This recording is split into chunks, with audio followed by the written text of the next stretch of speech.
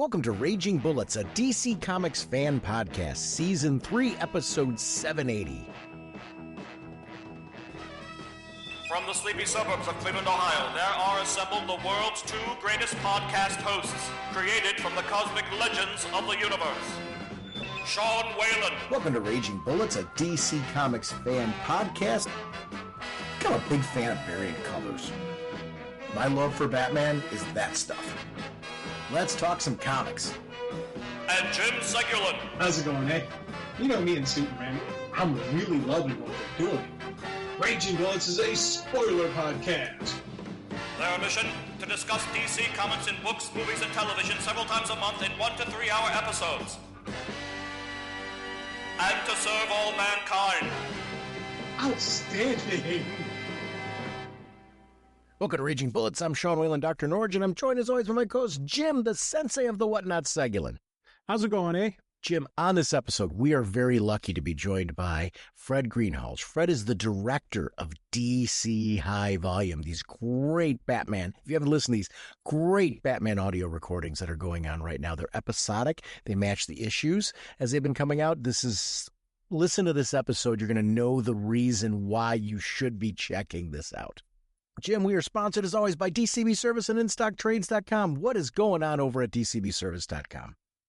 Batman Day 2025. They got multiple various bundles surrounding Batman Day 2025 with various discounts for as low as 38 cents for a comic all the way up to $6 for a comic. So thank you, DCBS. Over at InStockTrades.com, they have their deals of the week. They have Batgirl Stephanie Brown, trade paperback volume 2, 2025 edition. $29.99, regularly 48% off, only $15.59. DC Finest. Have you gotten any of these? Yeah. They're great books. DC Finest, Blue Beetle challenges the Red Beetle. If you're listening to this and you haven't picked up one of these books, this is a $39.99 book, 55% off, only $17.99. These are collections of classic DC stories. They're collecting issues. In some cases, some of the issues that they've collected are not in print other than these volumes. They're great tomes. They're great ways to get into these stories if you haven't had them before at an incredible price point. I want to thank DCB Service and InStockTrades.com for continuing to support our show. Jim, and this episode's kind of strange to say. It's an interest. I don't know how you're going to do what kind of a podcast are we? Kind of figure that one out if you would. Well, Raging Bullets is a fun experience as we get to interview a very talented director on discussing the audio medium that he's working in, because we really didn't go into spoilers because we didn't go into a book on the show. Yeah, I didn't. I'm like, should we do something with this or not? Well, we always do a spoiler warning here, so I figured let's let you tap dance around that one. Without further ado, we are very lucky to talk to Fred Greenhalge. Let's go ahead and have that conversation. Carter Hall, scientific genius from a far-off world, flies into action as Aquaman. Joining us on this episode is a very special guest, director Fred Greenhalge. And welcome to Raging Bullets. I'm so excited for the opportunity to talk to you. Oh, thanks for having me. I'm just so happy to be here. And congrats to you guys. You have like north of 700 episodes, and you've been around these. I saw something on your website, like 20 years. Like, you are OGs as far as podcasts, and you probably go back to the days that I did, where you still had to hand code like XML to make your RSS feed work, and you had to figure out your own hosting, and it was it took some dedication. I mean, it takes dedication to do 700 episodes, but it also took a lot of dedication just to get one episode out back in that time. So whenever I see it, I just want to give an appropriate shout out for the endurance as well as the original bench strength to get there in the first place. Well, and at that time, none of us had any ideas that we'd still be doing this kind of stuff now. It's true. I mean, what a ride. And I think, I know we have business stuff to talk about, which I think it all sort of nests in there, because if I can wax philosophical for a very brief moment. So what got me into these is hearing some of the old time radio dramas and Superman was among them. Not Batman, but actually Batman Night followed by Dirk Maggs. But at any rate, we were all just we love this thing, and how do we make this thing, and how do we share this thing? And radio was like that too in the early days before it became more commercialized in the 40s and 50s in America. And so I think it's been really fun to be like just hanging out in this podcasting space for 20 years now, and to really see. I mean, it's got its ups and downs, but this real evolution from a very nerdy, you have to be sort of an IT expert in order to do it technology, to something that's like really being embraced by very easy for the newbies still, but also really advanced and sophisticated things happening. And it sort of mirrors in weird ways some of the same technological and culture shifts that happened with old time actual radio over the air. So anyways, I'm a bit of a radio nerd, so I think it's fun to have been around to see all this happen. And honestly, a lot of our show, we tend to have longer episodes. And one of the reasons why is we're old time talk radio nerds.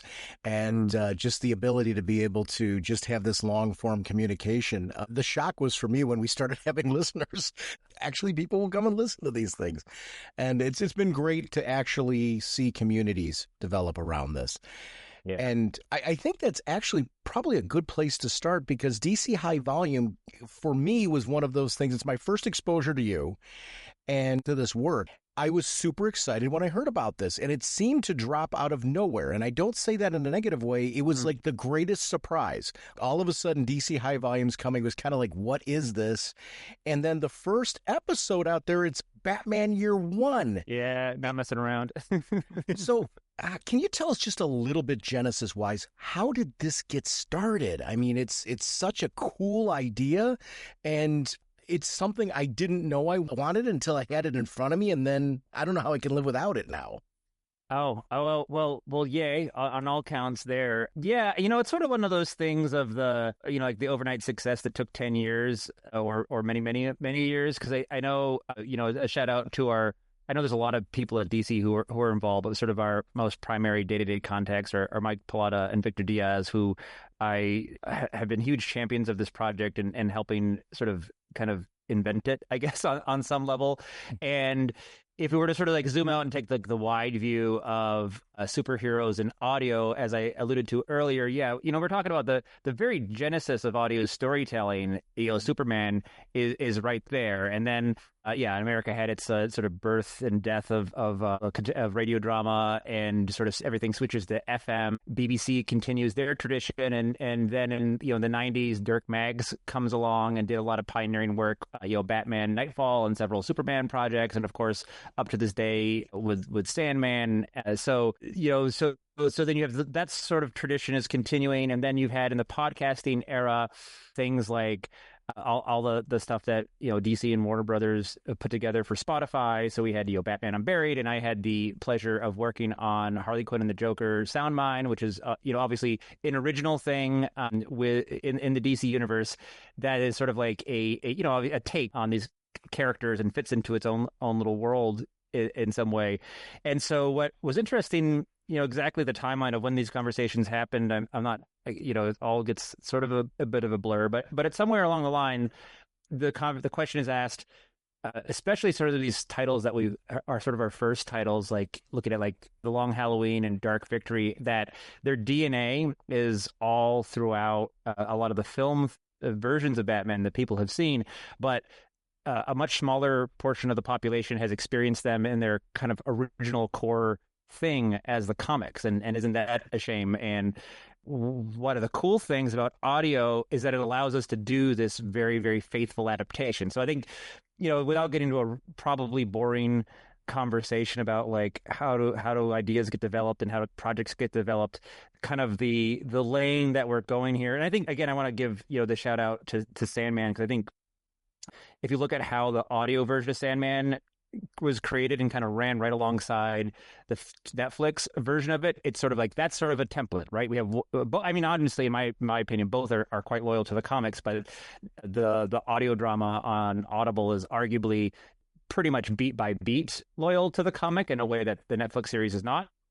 And so we said, well, maybe that's a really, and so I think whether it was like Realm approached DC about this idea or DC had this idea and approached us, at some point a conversation gets rolling along the lines of audio offers this opportunity to adapt comics in a very truthful way that's very true to the source material. And I had done that previously as well. Like I had worked, my first big comics project was an adaptation of Locke and Key actually, Joe Hill and Gabriel Rodriguez's part.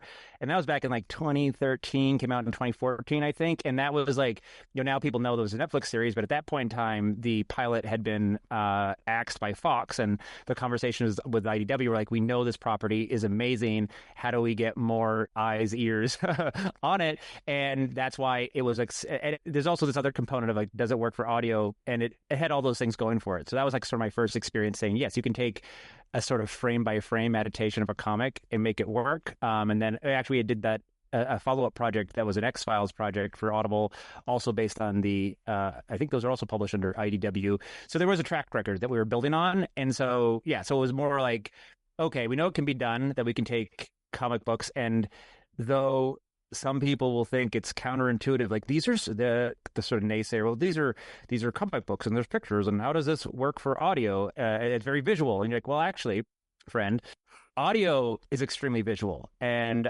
there's like this famous comedian who does this sketch of like, I'll have the here comes a bomber with 700,000 pounds of ice cream that we're going to dump into the Grand Canyon while 100,000 trumpet players play. And you can just do things in people's minds by injecting images, by short circuiting the optic nerve and going in through the ear. And so that's really our approach. It's like, audio is very visual. May not seem like it, but if you're like as much of an audio junkie as I am and think about it really carefully, you can do this, and you can do it really loyally, and you can just sort of like, create something that sits in its own space that you can experience as a complete audio experience by itself. And it's not taken away from the comic. It's not trying to reinterpret the comic. It's not really a take on the comic. It is the comic as an audio experience. And isn't that really fun? And also, now also we're hearing, we have this YouTube version of DC High Volume. And so there's a lot of people who are enjoying that. There's also people we're hearing that are actually, reading it along with a comic, which is like, our job from the beginning is to not make that a mandatory experience, but to make that a thing you could do to sort of enhance or, move, sort of make it a three-dimensional experience. But yeah, I mean, it kind of came from that core idea of and I think I've heard DC say that it was something that fans asked for, that people wanted to experience these stories in other formats. And this was a way that's it's challenging to make a podcast, no doubt, but the pathway from a thing existing to not existing, for a thing not existing to becoming a thing as a podcast, is an easier path than say an animation project or a game project or a video or a movie project. So it's a way that we can say, let's go make this. Let's go make this thing, and we're going to put it out weekly. We're going to put it out on New Comics Day, and we're going to provide kind of the canonical, or at least we're going to start with a sort of canonical kind of like core texts of Batman in more or less chronological order across the eras. And, the longtime Batman fans are going to love it because they love these stories, but it also provides what's very important is a on-ramp for someone who, if they walk into a comic book store, is like, whoa, where do I start? And it's like, well, one option is you press play on the first episode of Batman, year one, and by the end of it, you're gonna be like, give me all the new Batman. Like, I got to know more about this world. You mentioned the visual nature of this, and it was something I really wanted to point out that was a key part of my experience. I was amazed at how visual this is, and I'm a big audio fan. I'll use for an example, I'm a Doctor Who geek, and there was a long stretch where Doctor Who wasn't on television, and Big Finish was producing these high-quality audio productions from it. And, for me, it was like, that was my lynching point onto that, and it made me just a bigger fan of high-quality audio productions in general. What it's done for me, and I've got to give you the compliment, this stands out for me as something that's been such a visual experience. Mm-hmm. I listened to each episode first when I'm driving in my car. And then one of the interviews, I forget who was, and it's somebody on your team that said that one of the things you can do with this is, also pull open the graphic novel and page through it. I've done that now with every episode, except for 21, which I just listened to today. So and I love that experience. And I would highly recommend anybody listening to this, do not do that first. Listen, enjoy this experience, really let it capture your imagination and paint the picture in your mind. Then go back and do that. There's a lot of bang for the buck in going back through the second time and really enjoying that experience. But I'm enjoying doing that now too and marveling at it. As you're creating this and as the team is creating this, Are you conscious of trying to create a visual experience? Is that something that's just done organically through the acting and sound effects and everything that's on there? Because this is so atmospheric. And I'm really applaud that, because I feel like that's been something that has been the true surprise, is just how much it's opening pictures in my mind and actually telling the story to me in a new way. That's great. No, I think that's definitely the goal. And I might see if I can make this train of thought make sense.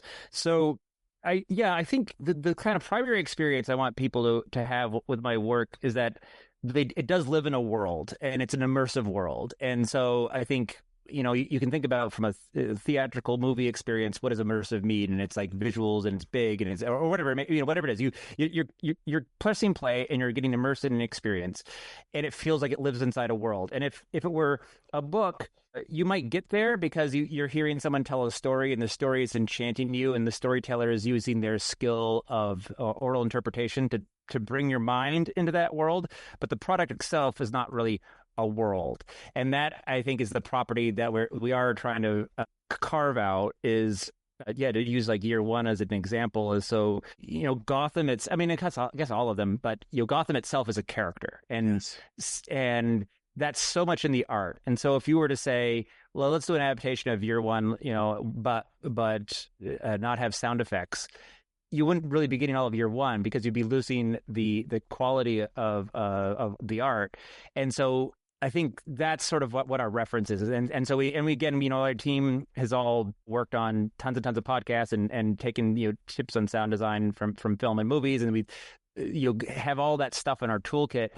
And we think about, what are we trying to convey here? Even that opening scene is like, okay, it's a train, but it's not just any train. It's a train that, like, somehow you're feeling the weariness and the oppressiveness of the everyday, and the edginess of every day, and how everybody on this train is uncomfortable and kind of close to a snapping point. And people are like popping off around us like firecrackers all the time. And like, how do we do that with sounds? And there's the actual literal nature of sounds, and there's the subconscious layer to it, where, sound designers know that, certain kinds of sounds or tones may elicit like a sort of anxiety response in people. And so, used responsibly, we could put those in things, but, some of the same stuff that people do if they make horror movies, or on the contrary, if you want to sell, warmer moments, there's like happier tones you can go to. So it's kind of this, it is sort of like sound art in a way, because you're like an artist. If we have our tools, we have our toolbox, what is the painting we're trying to make, and how do we convey that painting? So the primary,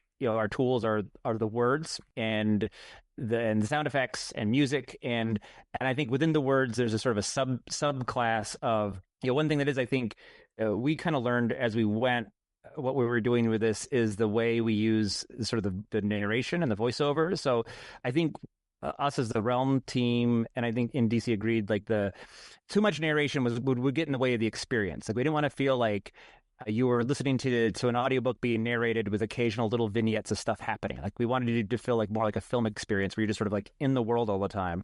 And so that meant that the voiceover had to be in the moment, and it had to be sort of part of the story and in the world. And that's where we got into, if you were to check out the companion podcast episode where we talked to Jason Spisak about being Batman, and he's like, that was something we just sort of like, we just sort of came across and realized, oh, this is what we have to do here, because we have to be, especially in Year One, it's like Bruce as Batman role-playing Bruce discovering Batman, Bruce in his own head, Batman in his own head, Batman as Batman, and then in different parts of his journey as he goes from like proto-Batman and kind of the costume isn't quite working yet and he's getting his butt kicked, to actually the Dark Knight is evolving to the Dark Knight as we think of him. And it's just I think it's just a lot of it's just attention to detail and thinking about how do we just create an immersive experience. And I think the visuals sort of come out of that. And I think it is,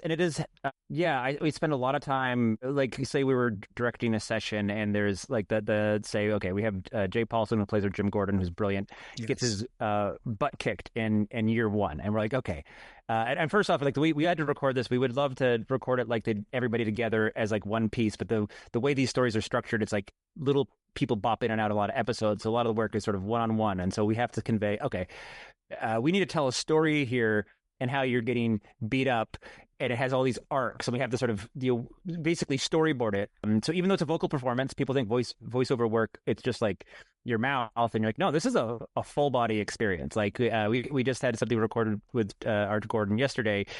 I think it's an upcoming Dark Victory episode that's not too much of a spoiler, but there's like gas involved, and he needed to like put a rag over his mouth. And we were like, I think we need to go back and revisit the scene and have him put a rag over his mouth, because it's part of the scene, it's part of the comic, it's part of being true to the comic, but there's not really a way to do a post-production effect with it. So like basically, we use props, we use physicality. We have like, we're not like having a stunt person punching our actors, but they might they move their body. I typically direct so that performers are standing, because your vocal performance varies quite a lot depending on sort of what part of your body it's coming from, or even if you're moving, even though it compresses your lungs in certain ways and does stuff to your throat. So yeah, I mean, and I would say one of the things I actually send when I do like 101s to like aspiring voice actors, I always send them, just look at some of the clips of like Mark Hamill doing the Joker. If you ever think that voiceover is like just a thing you can do sitting down, go look at Mark Hamill doing the Joker. It is like it's a full experience. And that's what we're doing, is we're just like, everybody is pulling all this stuff. And it's harder than people think, because it is true. Like a lot of actors, I think I've gotten a lot of actors hooked on voiceover, people who aren't already in voiceovers. We've had plenty of them, but we've also had some like film and TV actors this might have been their first audio project, and they come away with it like, one, this is way harder than I thought it would be, and two, I love it because, like, no having to sit around in the green room all day and having to wait for makeup and having to wait for this. Like, we just get to act for like 2 hours straight. But it's also really hard because, especially like actors who are used to maybe having like really subtle gestures or very subtle, like they do something with their eyes or their eyebrows to sort of sell a moment or a thing. They're like, how do I like do that in my voice, because I only got my voice, and so I have a few tricks up my sleeves, but that's the thing we're trying to do. It's like, and I think that's my job, is to have the ability to kind of I also sometimes say it's like a little bit like building like a Lego set. So like each person or each contributor is like putting in their Legos, and they're like, they aren't sure that they can see the like Gotham City Lego collection we're building, but that's my job, is to be like, and once you zoom out, this will be an amazing show, even though the thing we're focusing right now, this tiny little detail in the like background or whatever. One of the things I love about a comic book, the really good ones, are when this flat page comes alive, and the way the art team does that. I gotta tell you, your adaptation did that with the audio. You mentioned earlier about how it's a physical. 100% is how it affected me. I was late into the game. Sean is much more into this side than I was. And he's like, why aren't you listening? You're gonna love it. You're gonna love it. And he was right. Because I was like, we were already on like episode 6, I think, of year 1 before I first started, listening. And I just did a blitz of all the just going, and I was sitting there staring at my iPad, just getting pulled back into the story again. And this is now one of those things I absolutely love, just how it pulls you in, and there is that physical, just, you can hear, you can feel it. One of the things I always wanted to know, and you kind of answered it, but is the physical layout, the physical setup, the physical just, that being in the studio. Do you find like there's a lot of the, because like I see traditional direction where they're like you see them get up from the set and going, they're talking it out. Do you have like that kind of like hands-on with the actors, or what's your technique on that? Because whatever you're doing is brilliant, my friend. Thank you. Brilliant. Yeah. So, the thing about podcasts is you don't get a ton of time with the performers, actually. So, so we're actually recording more stories now. I can't reveal what they are, but stuff's happening.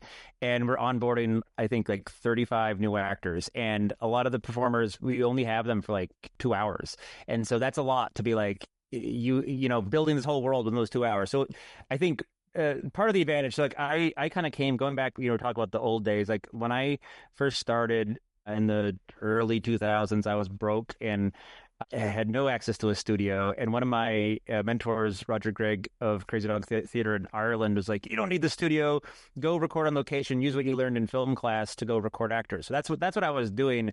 And I did definitely And I think some of my early work stood out for that. That's how I got the gig for Lock and Key, based on an original series I did called The Cleansed. And Lock and Key, we did record almost like a film shoot, like 2 weeks in a house in Maine with everybody running around. There's like a scene where like ghosts are chasing the main characters, and we had the lights out. We did it like midnight with like flashlights, and it's an audio piece. Everyone's like, why would you do that? It's like, but it sounds really cool. So, so even I'm not doing that now. We're recording, and I'm here in Maine directing over Zoom, and so people are in Los Angeles or New York, etc. So, it's I think.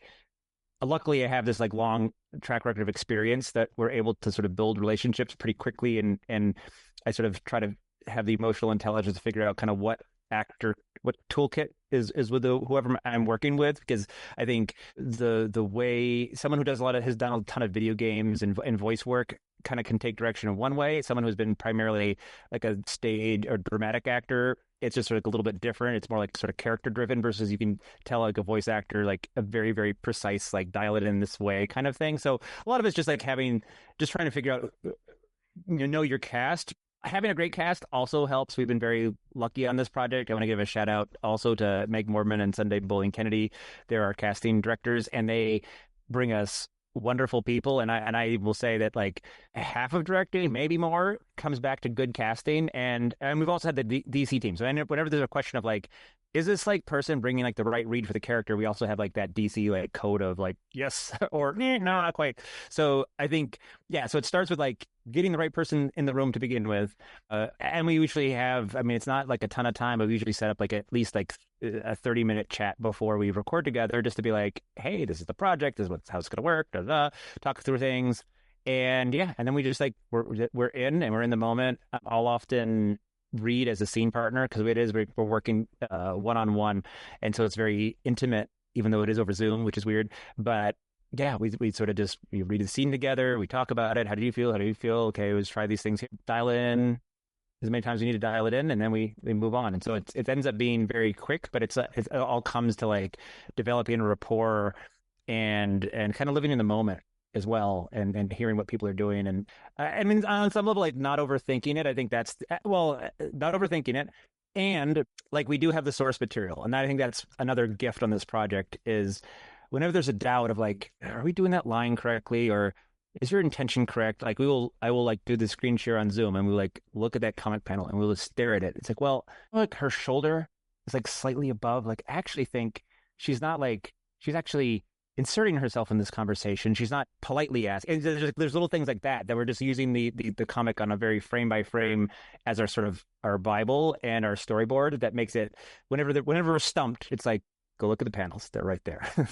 One of the things that you mentioned was the companion episodes that are on there with the interviews, and I've absolutely adored those. I think, as I start to get passionate for a project, I want to know more about how it came about.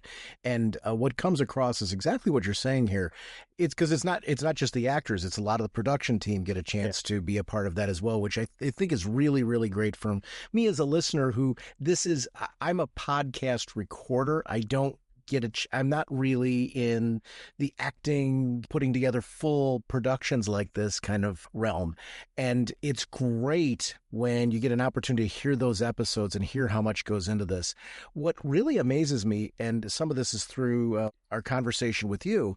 So basically, when you have a certain amount of time with actors, I'm imagining that a lot of this is not recorded chronologically. So, you've got these scenes where we're doing a scene for this particular episode or this particular story here, and now we've got to go back and record this scene there. As a listener, it never feels like that. It all feels like they're all in the same room, old school style, and I love that aspect of it. How do you keep track of all that, though, with you and your team? Because that, to me, seems to be almost like a crime scene court report, which fits the whole Batman world, doesn't it? But I really am amazed at how seamlessly that all comes together. Because if you were to ask me, twist my arm, do you think we did this all at the same time? As a listener, it sure sounds like everybody was there and they were all recording it together. So that to me is a huge victory lap, because I know that's how it works, just because, especially post-COVID with the way technology is now, it's so much easier to do that so well. How do you make that, like, how does you and the team make that so it is so seamless for us? Yeah, no, that's a great question. I think on the actor level, again, all our actors are really, really great and are able to like move around quickly and say, okay, well, this now we're at this point. So yeah, I could sort of like I have whatever hard drive space I have in my noggin to try and keep the whole show in my mind, and and sort of paint the picture. And again, it's helpful because we just had a session today, and so we literally pull up the comic art, and it's like, okay, you have the audio script, but like let's actually look at the art and sort of see this is what this happens, and this guy does this, and there's an explosion, and so yeah, I think there's a little tiny like nerdy director thing in that we do try to build a little bit of an arc of a session, like in a world where we could record things in any order, even in things that have to jump around a lot. I think that I do try to think about each session that we have together as having a little bit of a story. So I think and mostly that's true. So it's not really the case like a movie where or our TV series, we're like, okay, we're at the like church. We got to shoot all the church scenes across 7 episodes today. The sets are invisible in audio. So if we were to do year one or Long Halloween, we would start in this character's journey through that series from episode 1 to the last episode we're doing. So there is a little bit of a arc of that. And sometimes it happens that, especially if we're recording with someone and it's their first day, they really kind of like pop with the part like halfway through a session, and so we'll get through like the first pass, be like, actually let's go back into that first scene again because now like you've opened up something about the character that we weren't doing when we first started, and so sometimes we'll do that, backtrack to add a few more bits. But yeah, and I think another shout out Roshan Singh Sambi, my assistant director and co-producer. He's kind of my like additional hard drive storage space, and so he'll help make sure we're not skipping over things, or if we're like, oh, I think actually we might want a version of this that matches that, or kind of sort of my co-pilot in that capacity. It does come to pass as well that sometimes we do need to do retakes, and there's like a scene that like, okay, we put this like Catwoman and Batman scene together, but like their energy doesn't quite totally mesh the way that we thought it would, and so we go and finesse that performance later. And that when we're doing it that way, we have reference audio, so we'll play them a clip of the existing scene, and usually it'd be like, well, yeah, you did it this way last time, but here, let me play you how it's sounding, and they'll be like, oh, okay, and then it'll be like, is that what you wanted? To be like, yep, yep, done. So yeah, there's a lot of like little tricks that we keep up our sleeves to keep all the Lego pieces together. I think one of the hoorah moments for this was I'm a big fan of Long Halloween. I'm year one, obviously. I mean, that's kind of a no-brainer. Huge fan of Long Halloween.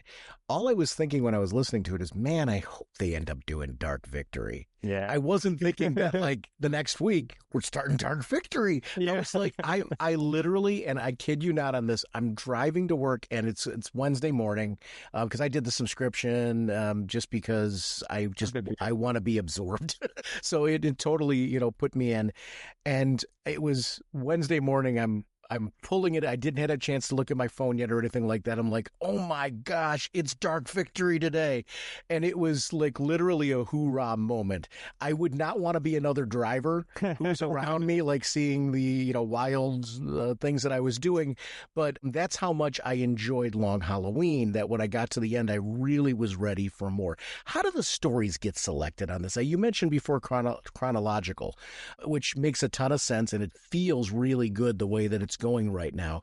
Was that something like it kind of the direction from the get-go? Were certain stories on the list? How did stories get selected for this? Because man, these are the top tier ones.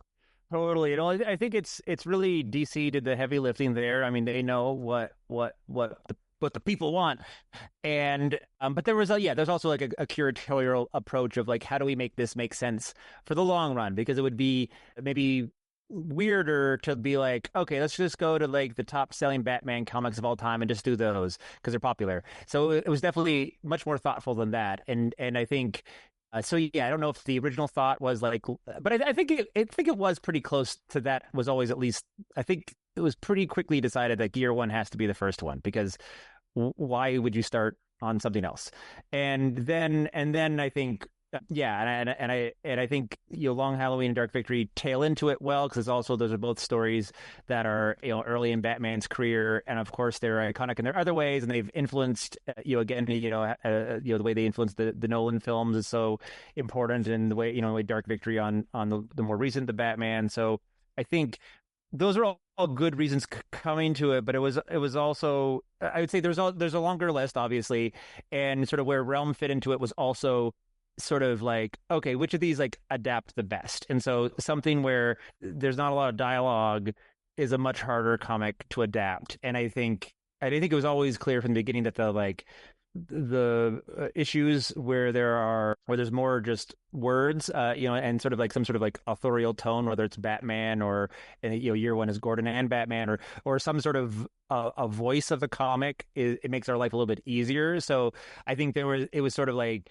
a report card of like, say there's 30 titles on it, and there's like, here are the A's, here are the B's, here's the I don't know if this is, we'll try it, but maybe not not until people are further down the line and people are into more experimental stuff. And then I think it kind of just became clear, like, okay, these are really the ones we should go with. So I think there was probably like a gut instinct that this was like the right sequencing, but that a gut instinct was sort of backed up by, which would sort of adapt well into the audio format. And I, and I think the ability to add all the cast of the super villains in is such a great thing. So much fun casting all those parts. Yeah, and I mean I'm a big Long Halloween Dark Victory fan as well. I think one other shout out. I mean, I got a shout out to the whole team, because there's like Jonathan Roberts with the sound design, supported by Daniel Ramirez and Daniel Brunel as the sort of like supporting sound designers. Like, they're doing amazing work. Our composer Sam Ewing, who was Marcus Bagala earlier in the project. Sam's work. Sometimes he sends stuff, and I'm just like, I'm getting that hoorah moment. Like, like he's creating all these different themes for each of the new supervillains. It's like not even anyone said you had to do this. Like he's like, it's like, I think they all need a theme. And so sometimes we're like, hey, how's this episode X coming along? It's like, well, like I had it, but then like Riddler needs just like realized the Riddler didn't have enough of his own theme, so I'm like going back and like writing a Riddler theme right now. I'm like, okay, cool. And so we've to this like bigger question of like, how does the visualization work? Like, yeah, we're doing really thinking about each of those characters and doing that Sonic world. Anyways, now I've digressed back to the story, but that's a little bit of how these were those stories that we chose to do. Is and also wanting to tell a longer story, so you have more time to sink into it and get hooked.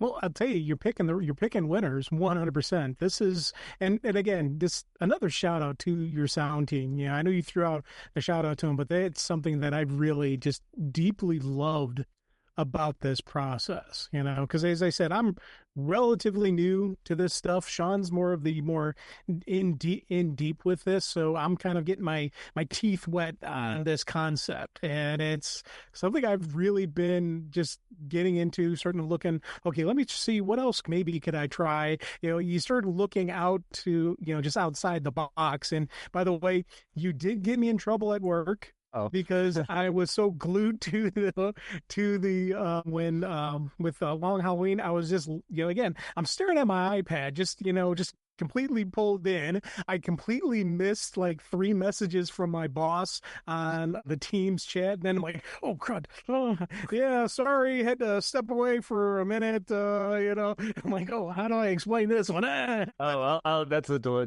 I'm sorry about that. / not sorry. Hey, I'm not sorry either. It's again, this is just absolutely brilliant. And I 100% hope you guys keep doing more of this. How can I, as a person and people listening to us, how can we cast a vote? Because we always say you got to buy the comic to cast the vote. How do we cast the vote with? I mean, subscribe, tell your friends to subscribe. Reviews. That was the one thing you could do, is like leave a review on Apple Podcasts. So I think the number of people who actually like click the 5 stars and type in review relative to the listeners could be way better. So, and those materially improve how the show performs in the like Apple Podcast Store or the Spotify charts. And so, yeah, I mean, the show will have its longest run if it reaches the most people possible. So however we get the most people possible. But like literally, if you're a fan of the show and you haven't rated us on both Apple Podcasts and ideally Spotify too, Apple is probably, if you had to pick one, pick Apple. But that vote. That's a vote that costs you nothing other than like 5 minutes to go click those buttons. That was one of the reasons why I'm so glad for the opportunity to talk to you. This is kind of on our end, kind of a way to give more spotlight to this. We're a DC fan podcast, so I mean, it's obviously our audience base. If they're not listening to this is their thing. Yeah, no, it was made for you, and and I think it's hard with anything new because it is like you're suggesting there, Jim. Like for some people, this might be a new kind of experience, and but I guarantee you, you will not be bummed out. You'll be like. Yeah, like, and you can even not like audiobooks. I'm actually very picky with audiobooks. I do like some audiobooks, with other audiobooks, if it's not like the right combination of story and narrator, I just can't get into it. And so even if you're one of those kind of people, it's like, I don't know, audiobooks, like I kind of like fall asleep or this, you'll not fall asleep listening to this. You will be transported to another world. You know, if you're going on a flight, you know, load it up before you go on that flight, or while you're commuting, you know, like you said, in the car, Sean, or on public transportation.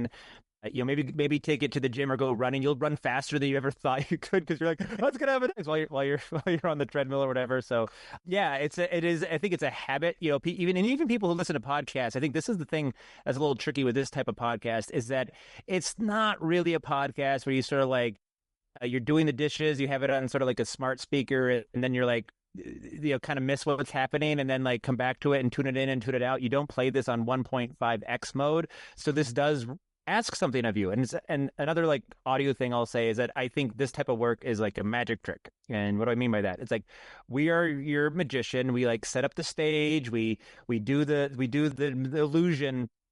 But the illusion doesn't happen unless you bring yourself to the magic. And that means you have to invest in the experience. And so I will guarantee you, yes, it is asking something of you. It's asking for your most precious commodity, which is your time and your attention. But in exchange for that, if you allow yourself to be invested in this world, you're going to have an amazing experience. Yeah, just give us that chance. You might be blown away. One of the things that I can probably give us a sincere compliment to about this is you mentioned time. What always amazes me is I get to the end of an episode, I'm like, wait, what? It's done there. I love the closing credits, which I know that's kind of a weird thing to say, but you mentioned music before. And I just think the atmosphere, both the introductory atmosphere where we get kind of a prelude before we get into the chapter, straight through to the closing where we get the credits. I listen to credits because I want to know, who is involved and get familiar with the talent behind the scenes.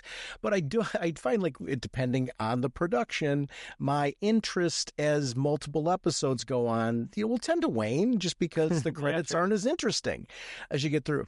This music just keeps, I'm like, I stay around and hang on every second longer. And I think that's something that to be said for, Jim, you mentioned the audio team. The sound design on this, is so good. I really do feel like the atmosphere does not leave you till the very last second where there's no noise anymore and you're just moving on to something else. And that there's something to be said for that as far as just keeping you in the mood. It's one of the reasons why I paid for the subscription. And I'm not, for anybody listening to this, I'm not if you do the free version, whatever, you can hear the sponsors and support the sponsors. For me, what ends up happening and why I did it is I wanted the immersion and I just want to go all the way through and enjoy it. Yeah. I think we get it a little quicker too. And you get you're a week ahead everybody else. Yeah. And I just can't, so I'm on episode 21 right now. When it's there, I've got to hear it right away. I need that immediacy of this because that's where this thing has been a complete success for me. Wow. One of the things I wanted to ask you, just because I always love like some things, a jump on point for getting to know somebody and their work, even in just talking to you, your history and your passion for this. I'll admit this was my first project of yours that I had the chance to really get to know you.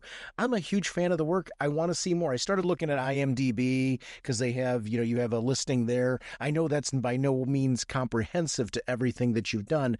Where can I find out more about you and your work so I can follow more of it? Because one of the things that's great about when you jump on board a project and really like, have a passion for something, I love, and I hope you're picking up through this, I love the audio medium, and I love when talent is doing this kind of thing. I want to hear more of your stuff. Where do I find out more about what I've missed up to this point, and also how I can continue to follow upcoming projects as they continue to unfold? Well, that's great. Well, so the one you'll want to, I think you can subscribe now. There's a trailer out for Star Trek Con. So I have had the incredible honor of a lifetime to be directing DC High Volume Batman while also building the canonical, I believe it's true, that's true, prequel to Wrath of Khan that connects Spacey to Wrath of Khan. And the kind of production values you're hearing in Batman, and just that kind of level with an amazing cast. So that's coming out. I think you said this episode will be dropping in August. That'll be out in September. So definitely don't sleep on Khan. That's going to be totally different experience, but that same level of passionate, immersive quality. For me personally, as an artist, I've produced several of my own shows. I think, I come from Maine. It's the land of Stephen King. Spookiness is kind of in my DNA. So I have a feed of mine called Undertow that's on the Realm network, and I produced as in my capacity at Realm. And that has the first 2 seasons, is it 3? I get mixed up because there's 12 seasons, but the first 3 or 4 seasons are all like my original work. So that's good. That would be the one. If you want to be like, well, who is this Fred guy? Go subscribe to Undertow, and you're gonna go on a road trip to like really weird places in Maine where like things are not right, and you're gonna go on that kind of adventure. And then there's gonna be werewolves, and then there's gonna be like a meteor thing that hits, and then there's like people who go gold hunting for this meteor start killing each other, and no one's sure why, and weird stuff. So that's kind of what Undertow is all about. I mentioned Lock and Key. Lock and Key is on Audible, so you need to be an Audible subscriber. If you've never signed up before, you can subscribe. It's a subscription that's definitely worth having. They have a ton of audio drama on it. I mean, I also mentioned Sandman. Anything by Dirk Maggs is amazing. I don't think Big Finish is on there, but there's a lot of other originals that they've done. There's this thing, Impact Winter, which is like a cool post-apocalyptic vampire thing. And so there's a lot of the good news that if you like DC High Volume Batman, you sort of fall in love with hearing stories told this way. That there's a ton of really great stuff out there. And then I've done a bunch of other. We did a Flash podcast when the Flash film came out, so that one is out there. To Flash Escape the Midnight Circus. I was a producer on that. So that came out. I listened to that. So I didn't. So I loved it. I mean, so that was I didn't realize the connection there, and I apologize. It's like I was like sitting around like Yeah, I was a co-producer on it, so it wasn't like it was Henry Lovner who directed it, but I was sort of helped put the whole team together and help Henry kind of realize his vision. And I started a similar role when we did Harley Quinn and the Joker, working with Eli Horowitz, as sort of like, okay, here's a director with a script and a vision. Like, how do you as the audio guy kind of make that all happen? And I've done a bunch of other stuff for Realm. We've done some original shows, Marigold Preach, Overleaper. I'm going to forget a bunch of cool stuff that I made. Echo Park. We've made a bunch of those. Some of those are more kind of like immersive audio books where it's sort of more a single narrator with sound effects and music, but we still have the production values and the score, even when it's sort of a more like quote unquote audiobook type experience. So that's a bunch of stuff. I probably should have like a link tree or something with all the things. But I've been doing it for a while, so I've accumulated a bunch of places to go find cool stuff over the years. That's exactly what I was looking for, though. And I was afraid to ask you about Star Trek Con, just because I saw it on IMDb, and I'm like, I don't know if I can ask him about this. No, it's cool. It's I can't go too much into like plot points. Of course, I can say it's happening. I can say it's going to be awesome. It's been a couple of years in the making, and so it's really exciting to finally have it nearing its release date. And I just like a shout out to the fans as well, because I think if we were like playing to an empty room, none of this would really be happening. And so I think whether it's Star Trek, whether it's DC fans, whether it's pick a fandom out there, like you listener in podcast land now, like you're the people that make this all possible and make it rewarding. I think obviously, hopefully, if you listen to the show and you hear the conversation tonight, you're like, wow, these people who make the stuff really are passionate and they care. But that would sort of not go anywhere if there weren't people on the other end into it and asking for these stories too, and also like making their feelings known, whether it be at cons or on social media or interacting with these brands, being like, bring us this, because I people hear that feedback and stuff gets made. Maybe not always the stuff people want to have get made. Like it's complicated, but I do think I've really I can't believe I didn't mention Elfquest. I also did the adaptation of Elfquest. That was a Kickstarted project, and that was a COVID project that came to be. And 100% would not have happened unless the fan base voted with their dollar. They supported the Kickstarter. We made it. We did some really fun stuff, like bringing the fans on for live streams and kind of treated them like they had backstage passes to the production process of the show. And it was just so much fun. It made it really rewarding as a producer, because I think, you guys may experience this in podcasts, like, if you're a filmmaker or you may put on play, there's like opening night and you go to the theater and you have your name on like the thing in front of the theater, and you go and you like see people and they're in seats and they like clap and stuff. And like that never happens in podcasts. So, I see the numbers and there's like hundreds of thousands of people like listening to this, but like, apart from like social media comments, but you don't really get to interact with the people as much. So that's why it's really fun to have opportunities, even like our conversation tonight, just like get excited, kind of sort of be out there and interact with people, because it's a dialogue. It's not meant to be a one-way broadcast of like, we from on high have these things you must consume. It's supposed to be like, we're just like all of you. Like I grew up in the the Tim Burton Batman was like the sort of genesis, like it was like Batmania when I was like 10, and that's the anyways, it's like we're all just kids at heart, and we're embracing the sort of kid part of ourselves who's still in love with that fandom when we do this. So it's great to be out there with other people who feel similarly. I can't thank you enough for coming on. This has been, DC High Volume has been a pure joy for me. You mentioned one of the things that I want to shout out again is you mentioned Undertow. And I haven't had a chance to listen yet, but when you were describing it, I'm a Stephen King geek. And that kind of, like, having that kind of wacky fun, that's right up my alley. So I know something that's definitely going to be on my list to listen to is going to be Undertow, because that sounds like it was tailor-made for me. So I'm really excited. Not sure I'd recommend it late at night on a windy woods road, or maybe if you go on camping vacation to rural area and you're in a log cabin, you're like, hey, kids, I got a podcast, or do so at your own peril. Like that, you're afraid it's going to become virtual Undertow. Thank you so much for giving us time today. Is there anything that we didn't shout out that you wanted to make sure to get out there before we wrap up today? No, I mean, I did, again, just a big appreciation for you out there listening to it. And like I said, every like and subscribe and posting on social media, telling your friends, leaving reviews, all of this makes a difference and makes it more likely that these shows will continue to exist and more shows will appear. So thank you. Green Lantern, let you and I destroy that space junk.